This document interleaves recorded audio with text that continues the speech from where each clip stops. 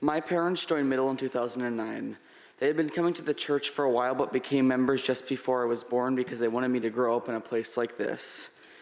The first time my mom felt me move in her belly was when she was sitting next to a speaker in the balcony of the sanctuary and the gospel choir was singing. We grew up here going to Kids in the Middle with Jim, Marta, Sarah, and Elise, making sandwiches with Butterfly, playing in the bounce house with the block party, going to the pride parade, going to protests, and of course listening to Reverend Jackie preach about love and justice. Fast forward to April of 2021, when amidst a pandemic, our church burning down, and so much heartache in the world, Josephine was diagnosed with leukemia. Unbeknownst to each other, my husband and I both separately reached out to Middle Church the very night we found out. We both instinctively knew that we needed our church for the battle ahead, and Middle was there every step of the way. Throughout the entire process, we all held on to certain things to get through. I held on to the resilience and power of Middle, a community that had reformed itself during the pandemic, and then again following the tragic fire that destroyed the place we had made so many memories together. When I was in my darkest moments, I had a vision that one day I would see my children lighting Advent candles again in a new sanctuary, a rebirth in many ways.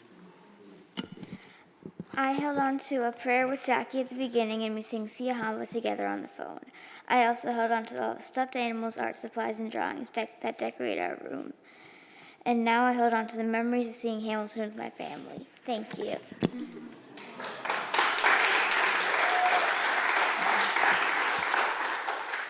I held on to daily texts of prayer and encouragement, homemade meals dropped off, help when we moved apartments, and origami cranes.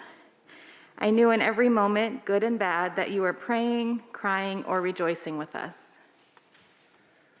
We're happy to report that after getting into remission, Josie received a bone marrow transplant in September thanks to her big brother, Henry.